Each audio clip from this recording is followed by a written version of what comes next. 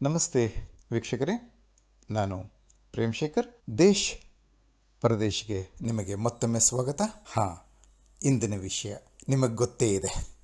ಚಂದ್ರಯಾನ್ನ ಹೊರತುಪಡಿಸಿ ಬೇರೆ ಏನನ್ನ ತಾನೇ ಮಾತಾಡೋದಕ್ಕೆ ಸಾಧ್ಯ ನಾವು, ಅಲ್ವಾ? ಚಂದಮಾಮನ್ನ ನೋಡು, ಅಲ್ಲೊಂದು ಮೊಲ ಕೂತ್ಕೊಂಡಿದೆ, ಕಾಣಿಸ್ತಿದೆಯಾ ನಿನಗೆ ಅಂತ ಹೇಳ್ತಾ ಮಕ್ಕಳಿಗೆ ಊಟ ಮಾಡಿಸ್ತಾ ಇದ್ದಂಥ ನಮ್ಮ ತಾಯಂದಿರು, ಇನ್ನು ಮುಂದೆ ಚಂದಮಾಮನ್ನ ನೋಡು, ಅಲ್ಲಿ ನಮ್ಮ ಭಾರತದ ತ್ರಿವರ್ಣ ಧ್ವಜದ ಗುರುತು ಸಹ ಕಾಣಿಸ್ತಾ ಇದೆ ಅಲ್ವಾ ನಿನಗೆ ಅಂತ ಹೇಳಿ ಮಕ್ಕಳನ್ನು ರಂಜಿಸಿ ರಮಿಸಿ ಊಟ ಮಾಡಿಸ್ಬೋದು. ನಮ್ಮ ಇಸ್ರೋದ ಚಂದ್ರಯಾನ್ ಪ್ರೋಗ್ರಾಮ್ನ 3ನೇ ಪ್ರಯತ್ನ ಇದೇ ಆಗಸ್ಟ್ 23 ಸಂಜೆ 6:04 ಯಶಸ್ವಿಯಾಗಿ ರೋವರ್ ವಿಕ್ರಮ್ ಚಂದ್ರನ ದಕ್ಷಿಣ ಧ್ರುವದಲ್ಲಿ ಇಳಿದಿದೆ. ಅದನ್ನು ಆ 15 ನಿಮಿಷಗಳ ಪ್ಯೂರ್ ಟೆರರ್ ಅನ್ನು 80 ಲಕ್ಷ ಭಾರತೀಯರು ವೀಕ್ಷಿಸಿದ್ದಾರೆ ನೇರವಾಗಿ. ಅನಂತರ ಮತ್ತಷ್ಟು ಭಾರತೀಯರು ಇದನ್ನು ಟೆಲಿವಿಷನ್ಗಳಲ್ಲಿ ಮತ್ತು ಬೇರೆ ವಿಡಿಯೋಗಳಲ್ಲಿ ನೋಡಿ ಆಗಿದೆ.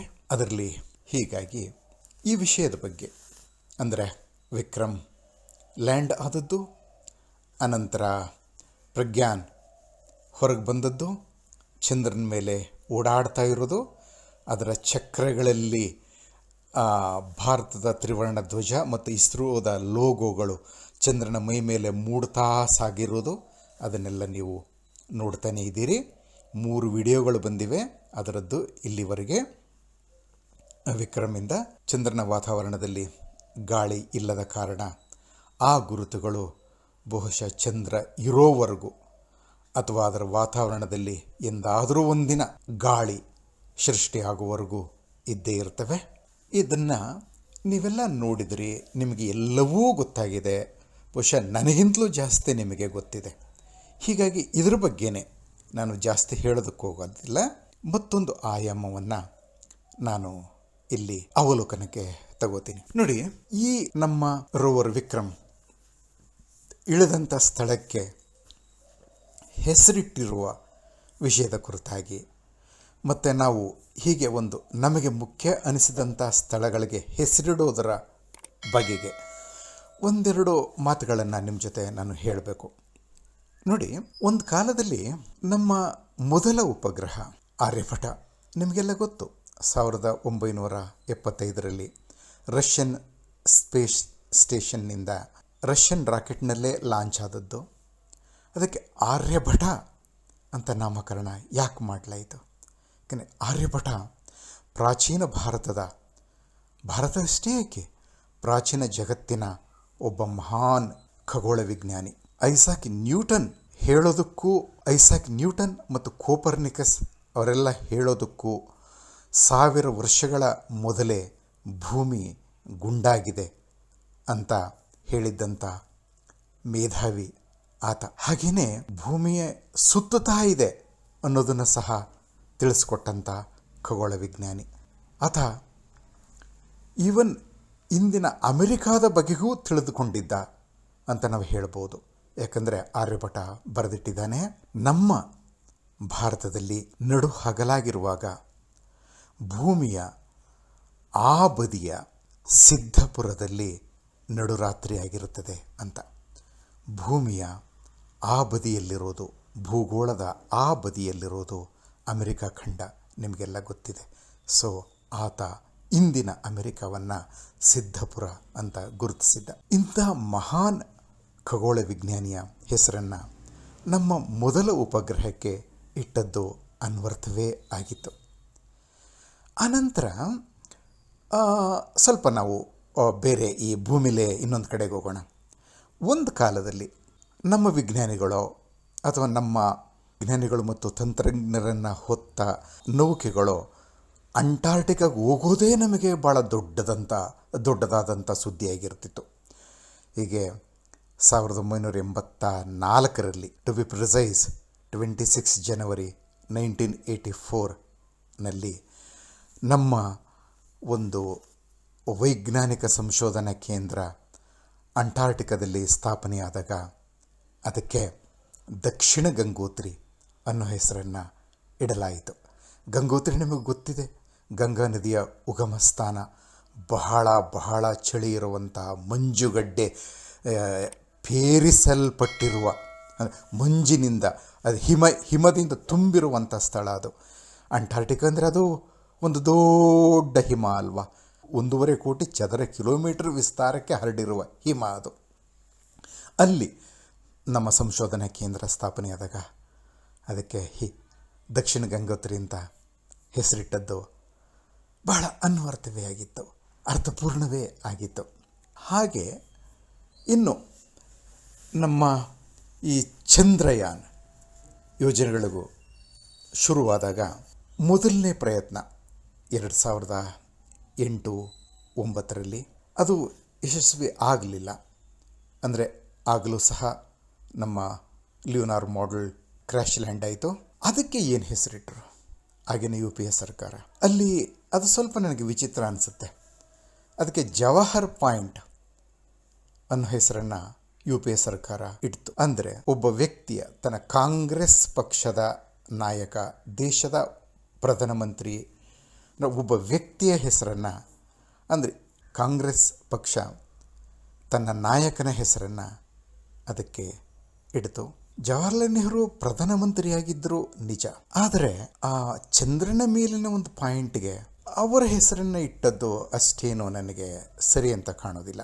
ಅನಂತರ ನೋಡಿ, ಚಂದ್ರಯಾನ್ 2 4 ವರ್ಷಗಳ ಹಿಂದೆ ಅದು ಸಹ ವಿಫಲ ಆಯಿತು, ಅಂದರೆ ಹಾರ್ಡ್ ಲ್ಯಾಂಡಿಂಗ್. ಅದಕ್ಕೆ ತಿರಂಗಾ ಪಾಯಿಂಟ್ ಅನ್ನೋ ಹೆಸರನ್ನು ಇಡಬೇಕು ಅಂತ ನಮ್ಮ ಇಸ್ರೋ ವಿಜ್ಞಾನಿಗಳು ಬಯಸಿದ್ರಂತೆ. ಆದರೆ ಮೋದಿಯವರು ಮೊನ್ನೆ ಇದೇ ಶನಿವಾರ ಬೆಳಿಗ್ಗೆ ಇಸ್ರೋದಲ್ಲೇ ಹೇಳಿದ ಪ್ರಕಾರ ಚಂದ್ರಯಾನ 3 ಯಶಸ್ವಿಯಾದ ನಂತರ 2 ಮತ್ತು 3 ಎರಡಕ್ಕೂ, ಅಂದರೆ ಎರಡೂ ನಮ್ಮ ಲ್ಯಾಂಡರ್ಗಳು ಅಲ್ಲಿ ಇಳಿದಂಥ ಸ್ಥಳಗಳಿಗೆ ಹೆಸರನ್ನು ಇಡೋಣ ಅಂತ ನಮ್ಮ ಈಗಿನ ಸರ್ಕಾರ ಬಯಸಿತ್ತಂತೆ. ಆ ಪ್ರಕಾರ ಈಗ ಚಂದ್ರಯಾನ್ 2 ಅಲ್ಲಿ ಕ್ರ್ಯಾಶ್ ಲ್ಯಾಂಡ್ ಆದಂಥ, ಹಾರ್ಡ್ ಲ್ಯಾಂಡ್ ಹಿಂಗೆ ಮಾಡಿದಂಥ ಸ್ಥಳಕ್ಕೆ ತಿರಂಗಾ ಪಾಯಿಂಟ್ ಅಂತ ಹೆಸರಿಟ್ಟಿದ್ದಾರೆ.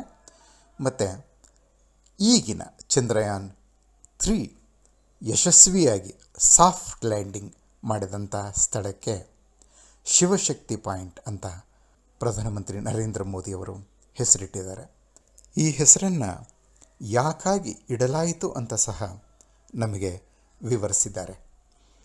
ಶಿವ ಅಂದರೆ ಮಾನವ ಕಲ್ಯಾಣದ ಸಾಧನೆಗಾಗಿ ಸಂಕಲ್ಪ, ಶಕ್ತಿ ಅಂದರೆ ಸಂಕಲ್ಪವನ್ನು ಸಾಧಿಸುವಂತಹ ಸಾಮರ್ಥ್ಯ. ಅಂದರೆ ಚಂದ್ರಯಾನ್ 2 ಮತ್ತು ಚಂದ್ರಯಾನ್ 3 ಎರಡೂ ಲ್ಯಾಂಡ್ ಆದ ಸ್ಥಳಗಳಿಗೆ ಈಗಿನ ಸರ್ಕಾರ ಯಾವುದೇ ವ್ಯಕ್ತಿಯ, ಒಬ್ಬ ರಾಜಕೀಯ ನೇತಾರನ ಹೆಸರನ್ನು ಇಡಲಿಲ್ಲ. ಅಂದರೆ ಇಂದಿರಾ ಗಾಂಧಿಯವರು ಆರ್ಯಭಟ ಅಂತ ಇಟ್ಟದ್ದು ನಮ್ಮ ಮೊದಲನ ಉಪಗ್ರಹಕ್ಕೆ. ಅನಂತರ ಅಂಟಾರ್ಟಿಕಾದಲ್ಲಿ ನಮ್ಮ ರಿಸರ್ಚ್ ಸ್ಟೇಷನ್ಗೆ ದಕ್ಷಿಣ ಗಂಗೋತ್ರಿ ಅಂತ ಹೆಸರಿಟ್ಟದ್ದು. ಮತ್ತು ಇಂದು ಮೋದಿಯವರು ಚಂದ್ರಯಾನ್ 2 ಕ್ರ್ಯಾಶ್ ಲ್ಯಾಂಡ್ ಆದಂಥ ಪಾಯಿಂಟ್ಗೆ ತಿರಂಗಾ ಪಾಯಿಂಟ್ ಅಂತ, ಇಂದು ಯಶಸ್ವಿಯಾಗಿ ಸಾಫ್ಟ್ ಲ್ಯಾಂಡಿಂಗ್ ಮಾಡಿದಂಥ ಸ್ಥಳಕ್ಕೆ ಶಿವಶಕ್ತಿ ಪಾಯಿಂಟ್ ಅಂತ ಹೆಸರಿಟ್ಟದ್ರಲ್ಲಿ ನಮ್ಮ ಭಾರತದ ಸಂಸ್ಕೃತಿ, ನಮ್ಮ ಮೌಲ್ಯಗಳು, ಪರಂಪರೆ ಇದನ್ನೆಲ್ಲ ಗೌರವಿಸುವಂತಹ ಒಂದು ಪ್ರಯತ್ನವನ್ನು ನಾವು ಕಾಣ್ತೇವೆ.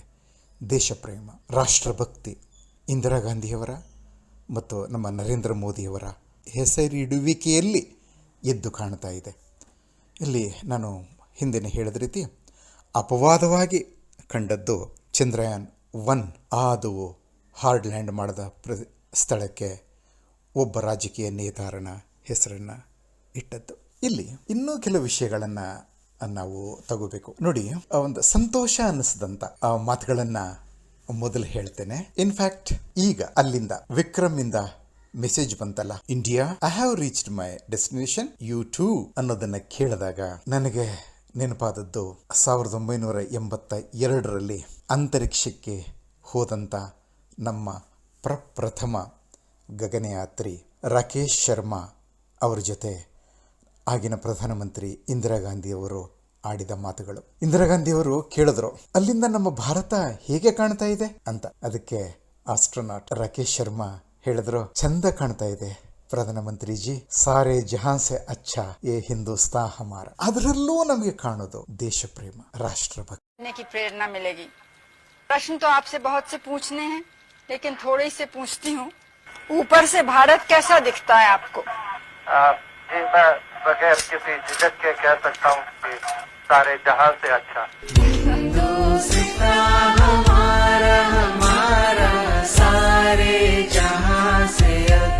ಈಗಲೂ ನಮಗೆ ಕಾಣ್ತಾ ಇರೋದು ಅಂದರೆ ಮೋದಿಯವರ ನಡವಳಿಕೆಯಲ್ಲಿ ನಮಗೆ ಎದ್ದು ಕಾಣ್ತಾ ಇರೋದು ರಾಷ್ಟ್ರಭಕ್ತಿ. ಸೌತ್ ಆಫ್ರಿಕಾದಲ್ಲಿ ಬ್ರಿಕ್ಸ್ ಸಮಿಟ್, ಅನಂತರ ಗ್ರೀಸ್ಗೆ ಒಂದು ಅಧಿಕೃತ ಭೇಟಿ ನೀಡಿದ ನಂತರ ಅವರು ನೇರವಾಗಿ ಬಂದದ್ದೇ ಬೆಂಗಳೂರಿಗೆ. ದೆಹಲಿಗೆ ಹೋಗಿ ವಿರಾಮ ಪಡೆದು ಅನಂತರ ಬರಲಿಲ್ಲ, ನೇರ ಬೆಂಗಳೂರಿಗೆ ಬಂದು ಇಸ್ರೋ ಕಮಾಂಡ್ ಸೆಂಟರ್ಗೆ ಹೋದರು, ವಿಜ್ಞಾನಿಗಳನ್ನು ಅಭಿನಂದಿಸಿದ್ರು. ಇಸ್ರೋ ಚೇರ್ಮನ್ ಎಸ್ ಸೋಮನಾಥ್ ಅವರ ಬೆನ್ನು ತಟ್ಟಿದ್ರು. ಆಗ ಅವರನ್ನು ಅಭಿನಂದಿಸ್ತಾ ಮತ್ತೆ ಚಂದ್ರಯಾನ್ 2 ಮತ್ತು ಚಂದ್ರಯಾನ್ 3 ಲ್ಯಾಂಡ್ ಆದ ಸ್ಥಳಗಳಿಗೆ ಹೆಸರಿಡ್ತಾ 3 ಸಂದರ್ಭಗಳಲ್ಲಿ ಅವರು ಭಾವುಕರಾದರು. ಈ ಒಂದು ಯಶಸ್ಸು ಅವರಿಗೆ ಎಂಥ ಒಂದು ಸಂತೋಷವನ್ನು ಕೊಟ್ಟಿರ್ಬೋದು ಅನ್ನೋದು ಇದರಿಂದ ನಮಗೆ ಅರ್ಥ ಆಗ್ತದೆ. ಈ ಸಂತೋಷ ಅರ್ಥಪೂರ್ಣವೇ. ಈ ಸಂತೋಷಕ್ಕೆ ಮೋದಿಯವರು ಹಕ್ಕುದಾರರು. ಏಕೆಂತ ಹೇಳಿದ್ರೆ 2008ರಲ್ಲಿ ಚಂದ್ರಯಾನ್ 1 ಚಂದ್ರಯಾನ್ ಪ್ರೋಗ್ರಾಮ್ ಶುರುವಾಯಿತು ಇಸ್ರೋದು. ಚಂದ್ರಯಾನ್ 1 ಫೇಲ್ ಆಯಿತು 2009ನಲ್ಲಿ. ಅನಂತರ ಆಗಿನ ಸರ್ಕಾರ ಏನು ಮಾಡ್ತು, ಇಸ್ರೋಗೆ ಅಗತ್ಯ ಸಹಕಾರ ನೀಡಲಿಲ್ಲ. ರಷ್ಯಾದಿಂದ ಸಹಾಯ ತಗೊಳ್ಳೋದಕ್ಕೆ ಪ್ರಯತ್ನ ಪಡ್ತು, ಅದೂ ವಿಫಲ ಆಯಿತು. ಕೊನೆಗೆ ಇಡೀ ಯೋಜನೆ ಕೋಲ್ಡ್ ಸ್ಟೋರೇಜ್ಗೆ ಹೊರಟಾಯಿತು. ಆಮೇಲೆ ಮೋದಿಯವರು ಪ್ರಧಾನಮಂತ್ರಿ ಆದ ನಂತರ ಈ ಚಂದ್ರಯಾನ್ ಯೋಜನೆಗೆ ಪ್ರೋತ್ಸಾಹ ನೀಡಿದರು. ಮೊದಲನೇ ಪ್ರಯತ್ನ ನಮಗೆಲ್ಲ ಗೊತ್ತಿರೋ ಹಾಗೆ ಯಶಸ್ವಿ ಆಗಲಿಲ್ಲ. ಅಂದರೆ ಅದು ಹಾರ್ಡ್ ಲ್ಯಾಂಡಿಂಗ್ ಆಯಿತು. ತಕ್ಷಣ ವಿಕ್ರಮ್ ಜೊತೆಯಲ್ಲಿ ಇಸ್ರೋ ಸಂಪರ್ಕ ತುಂಡಾಯಿತು, ಏನೂ ಪ್ರಯೋಜನ ಆಗಲಿಲ್ಲ. ಅನಂತರವೂ ಮೋದಿಯವರು ನಮ್ಮ ವಿಜ್ಞಾನಿಗಳ ಬೆನ್ನಿಗೆ ನಿಂತರು. ಸುಮಾರು 1,000 ಭಾರತೀಯ ವಿಜ್ಞಾನಿಗಳು ಮತ್ತು ತಂತ್ರಜ್ಞರು ಅವಿರತವಾಗಿ ದುಡಿಯೋದಕ್ಕೆ ಆರಂಭಿಸಿದ ಚಂದ್ರಯಾನ್ 3 ಕಾರ್ಯಯೋಜನೆಗೆ ಮೋದಿಯವರು, ನಮ್ಮ ಸರ್ಕಾರ ಪೂರ್ಣ ಬೆಂಬಲ ಸಹಕಾರ ನೀಡಿತು. ಅದು ಯಶಸ್ವಿಯಾದಾಗ ಸರ್ಕಾರದ ನೇತಾರರಾಗಿ ಮೋದಿಯವರಿಗೆ ಖುಷಿ ಆಗಲೇಬೇಕಲ್ವ.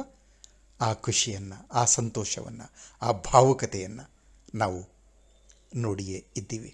ನಮ್ಮ ಇಸ್ರೋದ, ಭಾರತದ ಈ ಸಾಧನೆ ಪ್ರಪಂಚದಲ್ಲಿ ಎಲ್ಲೆಡೆಯಿಂದ ಮುಕ್ತ ಪ್ರಶಂಸೆಗೆ ಪಾತ್ರವಾಗಿದೆ. ನಾಸಾ ಸೇರಿದಂತೆ ವಿಶ್ವದ ಪ್ರಮುಖ ಖಗೋಳ ವಿಜ್ಞಾನ ಸಂಸ್ಥೆಗಳ ಮುಖ್ಯಸ್ಥರು ಇಸ್ರೋವನ್ನ ಅಭಿನಂದಿಸಿದ್ದಾರೆ. ಇದರಲ್ಲಿ ಬ್ರಿಟಿಷ್ ಮತ್ತು ಆಸ್ಟ್ರೇಲಿಯನ್ ಖಗೋಳ ವಿಜ್ಞಾನ ಸಂಸ್ಥೆಗಳ ಮುಖ್ಯಸ್ಥರು ಸೇರಿದ್ದಾರೆ. ಹಾಗೆಯೇ ಹಲವಾರು ರಾಜಕೀಯ ನೇತಾರರು ಸಹ.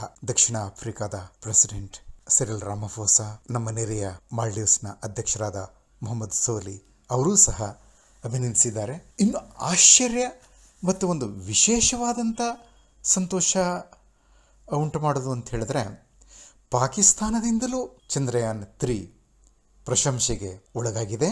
ಅಲ್ಲಿನ ಪಾಕಿಸ್ತಾನದ ಮಾಜಿ ಇನ್ಫಾರ್ಮೇಷನ್ ಆ್ಯಂಡ್ ಬ್ರಾಡ್ಕಾಸ್ಟಿಂಗ್ ಮಿನಿಸ್ಟರ್ ಅಂದರೆ ಇಮ್ರಾನ್ ಖಾನ್ ಅವರ ಸರ್ಕಾರದಲ್ಲಿ ಮಂತ್ರಿಯಾಗಿದ್ದಂಥ ಫವಾದ್ ಚೌಧರಿಯವರು ಸಹ ಇದು ಮಾನವ ಕುಲಕ್ಕೆ ಒಂದು ದೊಡ್ಡ ಹೆಜ್ಜೆ, ಮಾನವ ಕುಲದ ಒಂದು ದೊಡ್ಡ ಸಾಧನೆ ಅಂತ ಶ್ಲಾಘಿಸಿದ್ದಾರೆ. ಅಷ್ಟೇ ಅಲ್ಲ, ಚಂದ್ರಯಾನ್ 3 ಚಂದ್ರನ ಸೌತ್ ಪೋಲ್ನಲ್ಲಿ ಲ್ಯಾಂಡ್ ಆಗೋದನ್ನು ಪಾಕಿಸ್ತಾನದಲ್ಲಿ ಲೈವ್ ಬ್ರಾಡ್ಕಾಸ್ಟ್ ಮಾಡಬೇಕು ಅಂತ ಸಹ ಅವರು ಬಯಸಿದ್ರು. ಆದರೆ ಅವರ ಸರ್ಕಾರ ಅಲ್ಲ ಈಗ ಇರೋದು, ಹೀಗಾಗಿ ಅದು ಸಾಧ್ಯ ಆಗಲಿಲ್ಲ. ಆದರೆ ಇಂಥ ಒಂದು ಆಶಯ ಪಾಕಿಸ್ತಾನದಿಂದ ವ್ಯಕ್ತ ಆಗಿದೆಯಲ್ಲ, ಇದು ಬಹಳ ಸಂತೋಷದ ವಿಷಯ. ಹೌದು, ಮೋದಿಯವರು ಹೇಳಿದ್ದಾರೆ, ನಮ್ಮ ಸಾಧನೆ ನಮ್ಮದೊಂದೇ ಅಲ್ಲ, ಇಡೀ ಮಾನವ ಕುಲದ ಸಾಧನೆ ಅಂತ.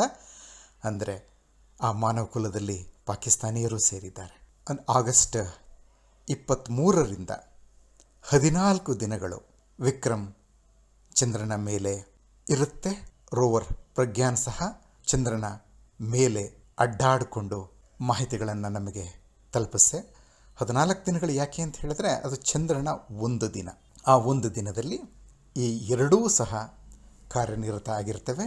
ಈ 2 ವಾರಗಳಲ್ಲಿ ನಮಗೆ ಅಂದರೆ ಚಂದ್ರನ ಒಂದು ದಿನ ಮತ್ತು ನಮ್ಮ ಭೂಮಿಯ 2 ವಾರಗಳಲ್ಲಿ ನಮಗೆ ಚಂದ್ರನ ಕುರಿತಾದ ಅಮೂಲ್ಯ ಮಾಹಿತಿಗಳು ಸಿಗಬಹುದು. ಚಂದ್ರನ ದಕ್ಷಿಣ ಧ್ರುವದಲ್ಲಿ ಮಂಜುಗೆಡ್ಡೆ ರೂಪದಲ್ಲಿ ನೀರಿದೆ ಅನ್ನೋ ಒಂದು ಊಹೆ ಇದೆ. ಅದು ನಿಜವೇ ಅಂತ ನಮ್ಮ ರೋವರ್ ಪ್ರಜ್ಞಾನ್ ಪತ್ತೆ ಮಾಡುತ್ತೆ.